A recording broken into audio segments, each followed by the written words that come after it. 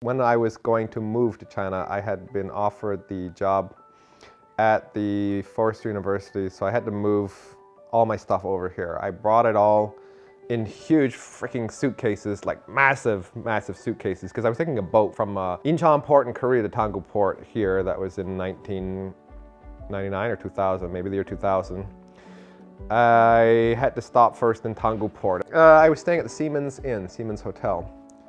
And in the Siemens Hotel, I didn't know anybody, and what would you do? Like the first night, okay, well, where could you go? I guess the only place to go is go and hang out at the bar in the Siemens Inn.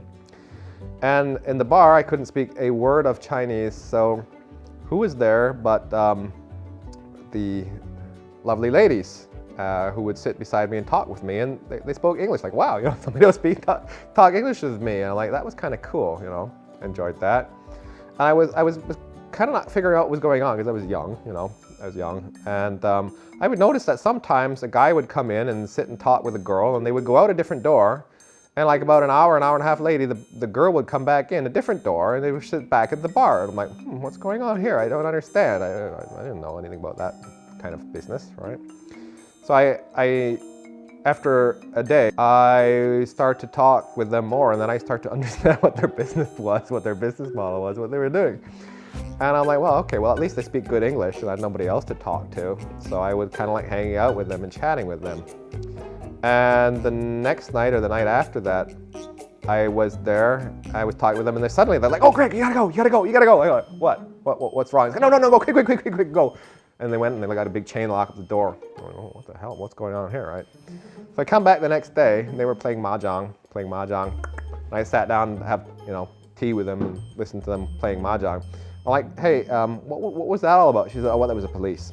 I said, okay, but I thought you guys told me that, you know, you had a deal with the police. And they said, well, we had a deal with the police, but that was the police downstairs. And this was the police from down the street or in another location. And we didn't have a deal with them. So they had to come in, and we had to lock up quickly, and then they had to talk to the police station downstairs and make a deal with the police station downstairs to make sure that we could still operate okay. And then after they had made their deal and went away, then, you know, we opened up. So that's why we're open up again tonight, and everything's okay, you know, business as usual. I'm like, okay, cool. So we can hang out still. Yeah, right, no problem. And I remember them asking me, they're like, Greg, so what are you gonna do? I'm like, well, I have a job at the Forestry University. And like, oh, well, would you like to stay here and work here? I'm like, what? No, I mean, I don't do this job. It's not my thing, you know. They're like, no, not like that. I mean, could you stay and become our English teacher? I'm like, well, this is really interesting. You know, can I put that on my resume later? Daegu Port Siemens Hotel Brothel English teacher. Yeah, that'll be really interesting. You know, like, tempting as it may be. I'm sorry, honey. You know, I do have a job to do at the university. I must go. You know, next day I have to move on and then go on to that professional development. But I would love to stay here and hang out with you guys longer. So that was Daegu Port Siemens in the first experience moving to China. In this interesting new world of Beijing in 1999, it was, in fact, that I moved here. I taught in the university for about 3/4 of a year, half a year, something like that. After a while, though, I was getting a little bit tired of teaching in some way because it wasn't really going anywhere. I was enjoying my students. I love helping them. I love talking to them, but I need more. I need to grow and develop.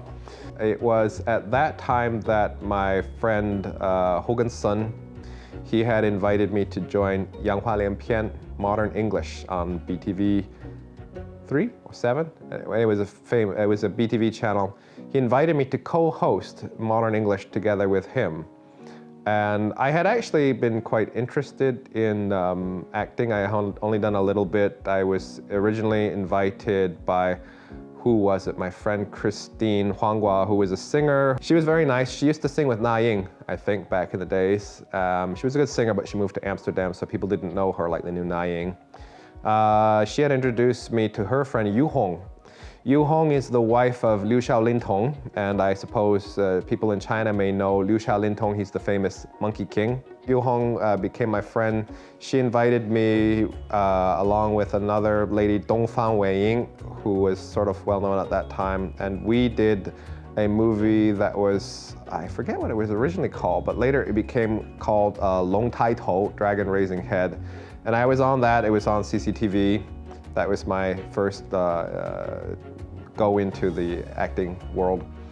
Later, I had been asked by Hogan to be on 杨华连篇 and to co-host 杨华连篇 with him.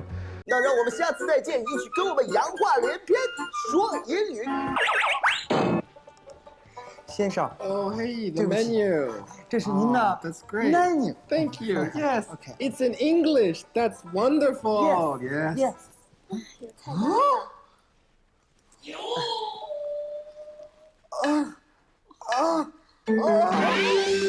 It was a little bit tough. I mean, we had this schedule from hell, working ridiculous hours, and I could see, you know, shooting television in China is totally different from shooting television anywhere else, at least in the developed world, where time is money, and you can really feel time is money. Here we didn't feel time is money. It's just like time is time, and your time is not all that valuable. And we would go like long days and disorganized, but I mean, I love the guy. We had a great time. We had a great show, good people. It was really nice. And it was kind of interesting to be famous.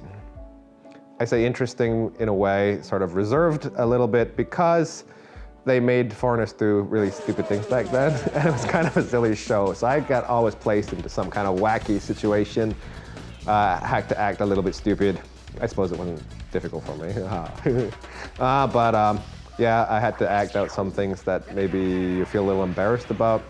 But anyway, it was cool. And I would go out on the street and people would like look at me. Across the street, they would point and they would say, hey, you're Greg from the show. Well, that was kind of cool, you know, at the time, to be a little bit famous. Oh my God, the yellow sunglasses. I had to wear yellow sunglasses wherever I went because that was the character before me. He had yellow sunglasses, so I inherited the yellow sunglasses. And I wear glasses, I didn't have contact lenses. I couldn't see anything. I was wearing these bloody yellow sunglasses, can't see anything, and trying to remember my lines. So they would be like holding up cards for me. I'm like, here's your lines, Greg. I'm like, I can't see that, and it's a shade of yellow and I'm trying to act in. It's like, oh my God, that was the story.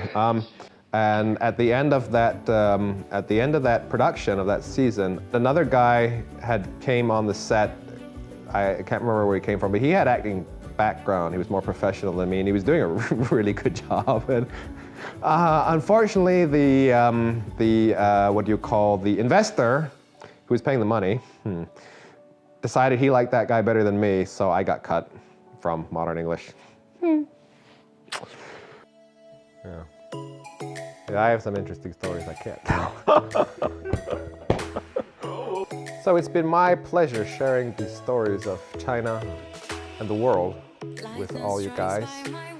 And I would like to tell you a bit more if you have time and interest to join me. Where do you go? Come to find me on Fortune Cookie Post.